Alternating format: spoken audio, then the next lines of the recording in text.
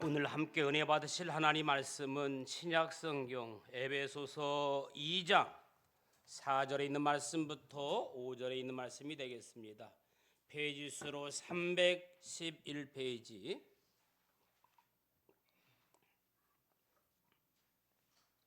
신약성경 에베소서 2장 4절 5절입니다. 다 같이 찾으셔서 합독하면 좋을 것 같습니다. 2장 4절 5절 다 같이 합독할까요? 시작. 긍휼이 풍성하신 하나님이 우리를 사랑하신 그 큰 사랑을 인하여 허물로 죽은 우리를 그리스도와 함께 살리셨고 너희는 은혜로 구원을 받게 하시라. 아멘. 오늘 또 참 좋은 날입니다. 성스러운 주일 아침, 오늘 또 변함없이 주님을 사랑하며 예배드리며 은혜 받기를 원하는 여러분들에게 주님의 크신 은혜와 은총과 축복이 함께하기를 소원합니다. 우리 옆 사람과 활짝 웃으면서 뒤에 분과 인사합시다. 반갑습니다. 잘 오셨습니다. 주의 이름으로 축복하고 환영합니다. 우리 권사님 기도처럼 오늘 드리는 예배가 적당히 드리는 예배가 아니라 감동의 예배가 되기를 주님의 이름으로 축복합니다. 삶을 살다 보면 누구나 실수합니다. 넘어지기도 하고 때로는 다시 일어설 용기마저 잃을 때도 있습니다. 때로는 사람의 말 한마디에 힘을 얻지만 때로는 어떤 말은 가슴을 찢고 마음을 무너뜨리기도 합니다. 그렇다면 우리가 정말로 필요한 것이 무엇일까요? 정죄의 비난이 아니라 나를 여러분을 다시 일으켜 세우는 긍휼의 시선입니다. 하나님의 시선처럼 상처를 싸매고 연약함을 풀어주는 따뜻한 마음, 우리를 판단하시는 대신에 우리의 고통과 아픔에 다가와 함께 울어주시는 시선. 오늘 본문은 사도 바울이 로마 감옥에서 에베소 교인들에게 쓴 편지입니다. 무난 인사입니다. 오늘 본문은 우리가 어떠한 존재인지를 보여주는 동시에 하나님이 여러분을, 나를 어떻게 바라보셨는지 선명하게 보여줍니다. 에베소서 2장 4절은 이렇게 시작합니다. 긍휼이 풍성하신 하나님은 긍휼을 조금 베푸시는 분이 아니라 긍휼이 풍성하신 하나님이십니다. 그것이 바로 하나님의 마음을 담는 삶입니다. 오늘 또 말씀을 통해 하나님의 긍휼의 손길이 우리의 마음에 깃들기를 주님의 이름으로 축복합니다. 긍휼의 손길은 첫째, 죄인을 살리는 능력입니다. 한번 따라할까요? 죄인을 살리는 능력. 사랑하는 여러분, 긍휼은 단순히 죄를 눈 감아주는 것이 아닙니다. 긍휼은 죄의 굴레에서 벗어나 새로운 삶을 살도록 이끄는 강력한 하나님의 능력입니다. 긍휼은 죄인을 살립니다. 그 능력은 다음과 같은 방식으로 나타납니다. 첫째, 긍휼은 이해와 공감입니다. 이해, 공감. 죄를 지은 사람의 상황, 마음을 이해하고 공감해 줄 때 그들은 혼자가 아님을 느끼고 고립과 죄책감에서 벗어나기 시작합니다. 긍휼은 왜 그랬냐 묻기보다 그럴 수도 있지라고 말해주는 마음이 긍휼입니다. 한번 따라 볼까요? 옆 사람에게 그럴 수도 있지. 뭐가 그래? 그러지 말고 그럴 수도 있지. 긍휼은 용서와 관용입니다. 과거의 잘못을 끊임없이 들춰내며 정죄하는 것이 아니라 새로운 시작을 위한 기회를 주는 마음이 긍휼입니다. 기회를 주는 게 긍휼이에요. 덮어주는 게 긍휼이에요. 용서하는 게 긍휼입니다. 여러분, 비난은 사람을 어떻게 합니까? 더욱 움츠리게 하지만 긍휼은 사람을 다시 일어서게 하는 겁니다. 긍휼은 회복과 변화의 격려입니다. 단지 괜찮다고 말하는 것이 끝이 아니라 긍휼은 상처의 뿌리까지 함께 보고 그 사람의 변화와 성장을 믿어주는 처지, 믿어주는 지지, 믿어주는 동행의 힘입니다. 그리고 긍휼은 관계 회복입니다. 죄는 사람과 사람 사이를 어떻게 만듭니까? 끊어놓습니다. 단절시킵니다. 그러나 긍휼은 그 깨어진 관계를 다시 연결하는 고리 역할을 하는 거예요. 다리입니다. 하나님이 우리와의 관계를 회복하셨듯 긍휼은 다시 사랑하게 하고 다시 일어나게 하고 다시 믿게 하는 것이, 다시 품게 하는 것이 긍휼입니다. 마치 씨앗이 흙과 햇빛, 물을 통해 싹을 틔우듯 죄인도 긍휼이라는 따뜻한 보살핌 속에서 새로운 생명을 얻고 성장할 수 있습니다. 오늘 본문에 배에서도 2장 5절은 이렇게 말하죠. 허물로 죽은 우리를 그리스도와 함께 살리셨고 너희는 은혜로 구원을 받은 것이라. 여기서 말하는 죽음은 육체의 죽음이 아니라 하나님과의 관계가 끊긴 영적인 죽음을 말하는 거예요. 말씀이 들려도 변화가 없고 사랑을 말해도 감동이 없었던 그때 하나님은 그런 우리를 버리지 않으셨습니다. 긍휼로 그리스도와 함께 다시 살리셨습니다. 그 이유는 뭡니까? 단 하나. 그 이유는 단 하나. 우리가 괜찮은 사람이어서가 아니라 회복 가능성이 부여서도 아니라 오직 하나님의 긍휼 때문입니다. 그래서요, 긍휼은 단순한 감정이 아닙니다. 긍휼은 죽어 있는 자를 살리는 능력입니다. 긍휼은 말이 아니라 행동이며 죄의 깊이보다 더 깊은 하나님의 사랑이 긍휼입니다. 그리고 그 긍휼이 오늘 우리를, 여러분을, 나를 다시 살게 한 줄로 믿습니다. 사랑하는 여러분, 우리 각자의 삶을 돌아보십시오. 우리가 다시 살아난 것은 전적으로 하나님의 긍휼 덕분인 줄로 믿습니다. 그리고 이제 우리는 그 긍휼을 받은 자로서 다른 사람을 살릴 어떤 긍휼의 통로로 부름받은 거예요. 내가 누군가로부터 살림을 받았으면 나도 누군가를 살려야 되죠. 내가 누군가로부터 도움을 받았으면 나도 누군가에게 도움을 줄 수 있는 사람이 되어야 한다는 겁니다. 긍휼은 죄인을 살립니다. 그리고 그 능력이 여러분의 가정과 일터 관계 속에 깃들기를 주님의 이름으로 축복합니다. 두 번째 긍휼의 손길은 사랑에서 흘러나오는 거예요. 긍휼은 어디에서 흘러나온다?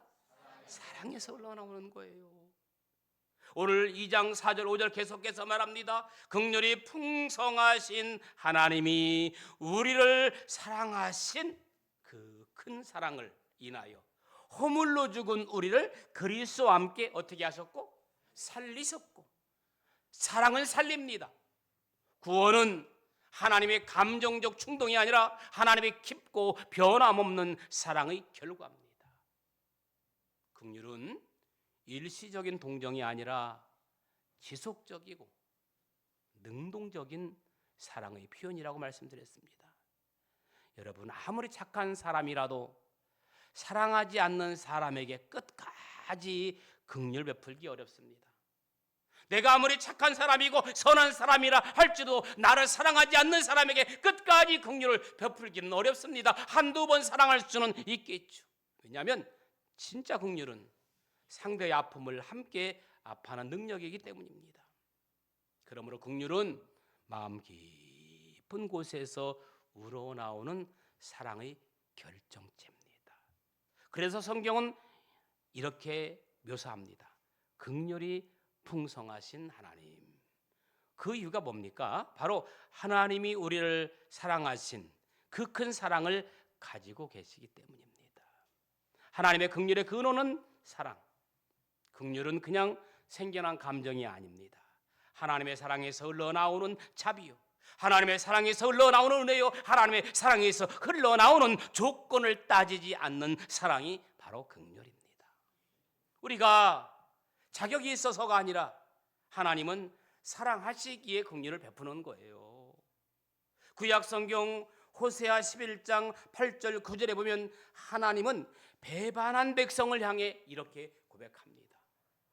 배반한 백성들 향해서 어떻게 말씀하느냐? 에브라임이여, 내가 어찌 너를 놓겠느냐? 내 마음이 내 속에 돌이키어 나의 긍휼이 온전히 불붙듯 하도다. 하나님의 긍휼은 차가운 의무가 아니라 마음 깊은 곳에서 불붙듯 일어나는 사랑의 울림입니다. 백성이 떠나갔지만 하나님은 그들을 포기할 수 없었어요. 왜입니까? 그들이 착해서가 아니라, 그들이 달라질 것 같아서가 아니라 단 하나, 사랑하기 때문이에요. 부모가 자녀를 끝까지 아무리 죄를 지어도 자녀를 품는 것처럼 사랑하기 때문에 하나님은 긍휼을 베푸십니다. 이사야 49장 15절에도 하나님은 이렇게 말씀하십니다. 여인이 어찌 그 젖먹는 자식을 잊겠으며 자기의 태어난 아들을 긍휼히 여기지 않겠느냐? 그들은 혹시 잊을지라도 나는 너를 잊지 아니할 것이다. 세상의 그 어떤 사랑보다 깊고 변함없는 사랑, 그 사랑이 바로 하나님의 긍휼의 근원입니다. 사랑하는 여러분, 긍휼은 다시 말씀드리지만 어디에서 흘러나옵니까? 사랑에서 흘러나오는 거예요. 하나님은 우리를 사랑하셨기에 우리가 죄인 되었을 때에도, 하나님을 외면했을 때에도 여전히 긍휼을 베푸시는 그 하나님의 사랑, 그리고 오늘 또 그 긍휼은 여러분 삶 곳곳에 깃들어 있습니다. 그렇다면 그 사랑과 긍휼을 받은 우리는 어떻게 살아야 할까요? 우리 또한 연약한 자를 정죄하지 않고 아픔을 품고 눈물에 함께 울어줄 수 있는 긍휼의 사람이 되어야 합니다. 지금이야말로 나라를 위해서 또 주위 사람들을 위해서 끌어안을 때가 아닌가 생각합니다. 그럴 때 우리는 하나님의 마음을 닮은 자로 살아갈 수 있습니다. 마지막 세 번째 긍휼의 손길은 새로운 삶을 시작하게 합니다. 중요한 거예요. 새로운 삶을 시작하게 한다. 한 여인이 인생의 깊은 절망 속에 있었습니다. 모든 것을 잃고 길가에 주저앉아 울고 있을 때 한 노인이 다가와 자신의 낡은 외투를 그녀 어깨에 걸쳐주었습니다. 그리고 따뜻한 차 한 잔을 건네며 말없이 그녀의 이야기를 들어주었습니다. 그는 비난하지도 책망하지도 않았습니다. 그저 그녀의 아픔에 함께하며 조용히 공감해 주었습니다. 그 따뜻한 긍휼의 손길에 여인의 마음에 작은 희망이 싹트기 시작했습니다. 나도 다시 살아갈 수 있지 않을까? 나도 다시 살아갈 수 있지 않을까? 그날 이후 그녀는 조금씩 일어나 삶을 다시 세워가기 시작했고 마침내 새로운 인생을 시작할 수 있습니다. 여러분, 사랑은 긍휼은 먼데 있는 것이 아닙니다. 내가 누군가에 지쳐있는 사람의 말을 들어주고 그 사람과 함께 공감해주고 그 사람의 어깨를 두들겨주고 힘을 돋궈준다면 내가 당신을 위해서 기도하겠습니다. 내가 당신을 위해서 열심히 최선을 다할 때 그 사람이 힘을 얻고 일어날 수 있는 겁니다. 긍휼은 사람을 살립니다. 그러므로 판단 대신 공감으로, 정죄 대신 위로로 다가가는 긍휼의 마음이 한 사람의 인생을 바꾸는 거예요. 그렇다면 하나님의 긍휼은 어떠할까요? 하나님의 긍휼은 단지 우리의 과거를 덮어주는 것으로 끝나지 않습니다. 그 긍휼은 우리를 다시 살리고 새로운 삶으로 이끌어가는 능력입니다. 우리는 이제 새로운 존재, 새로운 삶을 살아가는 사람이 되는 거예요.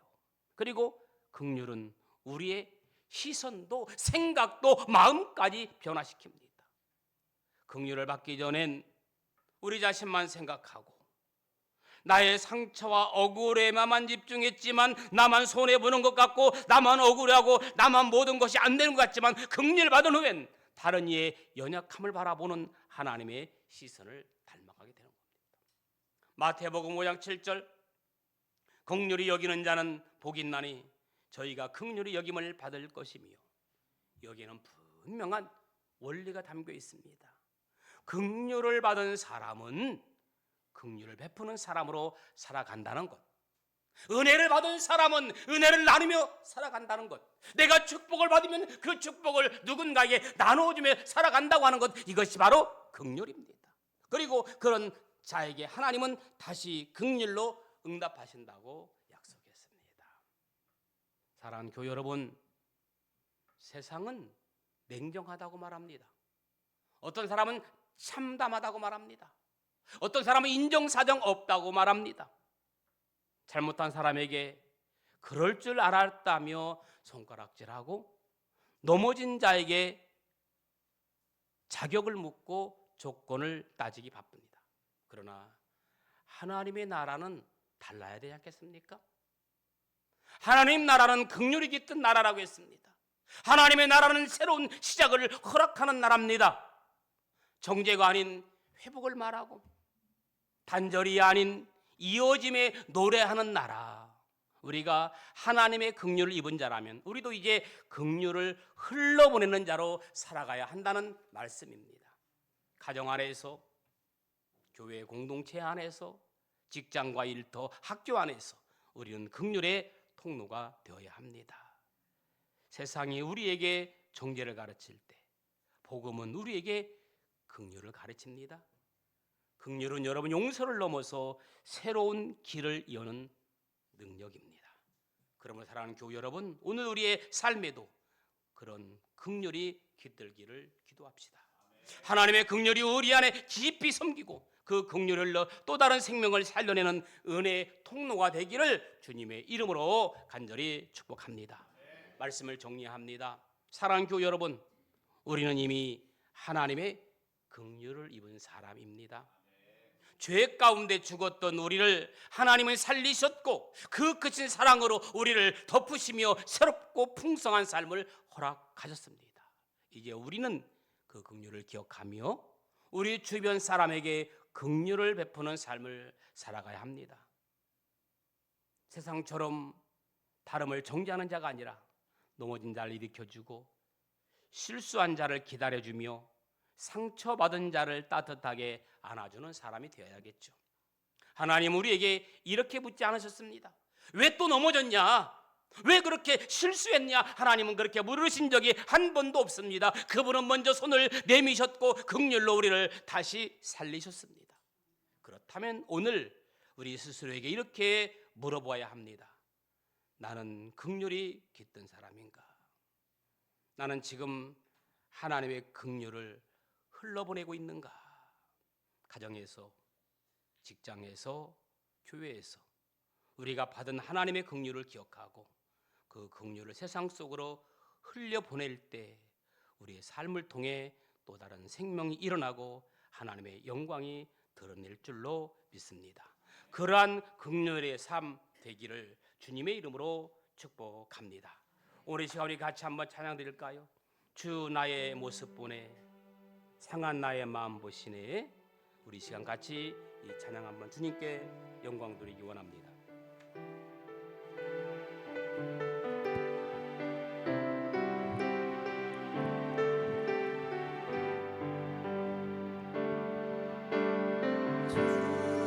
나의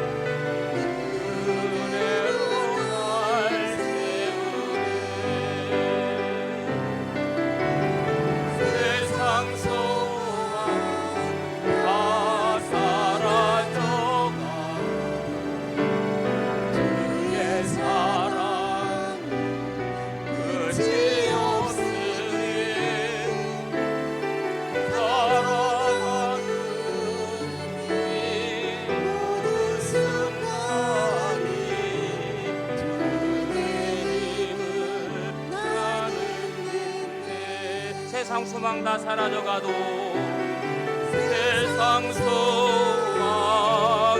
다 사라져가도 주의 사랑 끝이 없으리. 살아가는 이 모든 순간이 주의 힘을 나는 믿네. 우리 지금같이 말씀을 생각하면서 기도하기를 원합니다. 세상 소망 다 사라져가도 주의 사랑 끝이 없는 줄로 믿습니다. 긍휼의 손길로, 주님의 사랑의 손길로 만져주셔서 새 힘을 얻게 하시고 살아있음을 간증할 수 있는 우리의 삶이 될 수 있도록 축복하여 주옵소서. 우리 같이 간절한 마음으로 기도하겠습니다. 살아서 역사하시는 좋으신 아버지 하나님, 은혜와 사랑을 감사합니다. 우리가 여전히 죄 가운데 있었을 때 주님은 우리를 정죄하지 않으시고 그 큰 사랑으로 품어주시며 긍휼을 베푸신 줄로 믿습니다. 그 긍휼로 인해 우리가 살아났고 새로운 삶의 길로 나아가게 되었음을 믿습니다. 주님, 우리의 받은 사랑과 긍휼을 잊지 않게 하시고 우리 또한 긍휼을 보내는 자로 살아갈 수 있도록 도와주옵소서. 판단 대신에 공감하는 마음을 주시고 정죄보다 회복할 말을 할 줄 아는 우리의 입술이 되게 하여 주옵소서. 내 가족에게, 이웃에게, 교회 공동체 안에서 긍휼의 통로로 살게 하시며 작은 사랑의 손길 하나로 다시 살아갈 용기를 주는 자가 되게 하여 주옵소서. 세상은 냉정하지만 주님 우리에게 보여주신 그 따뜻한 긍휼을 기억하며 사랑을 품는 삶을 살아갈 수 있도록 주여 역사하여 주시옵소서. 오늘 또 한 주간 그 은혜로 살아갈 수 있는 저희들의 삶이 되게 하여 주시옵소서. 역사하여 주시옵소서. 축복하여 주옵소서. 우리가 여전히 죄 가운데 있었을 때 주님 우리를 정죄하지 않으시며 그 큰 사랑으로 품어주시니 감사합니다. 이제는 우리도 판단 대신 공감하는 마음을 품어주시고 정죄보다는 회복할 줄 아는, 말할 줄 아는 입술 되게 하여 주옵소서. 내 가족에게, 내 이웃에게, 교회 공동체 안에서 긍휼의 통로로 살아가게 하여 주옵소서. 세상은 냉정하지만 주님이 우리에게 보여주신 그 따뜻한 은혜를 기억하며 사랑으로 품는 우리의 삶이 되게 하여 주시옵소서. 예수님의 이름으로 기도합니다. 아멘.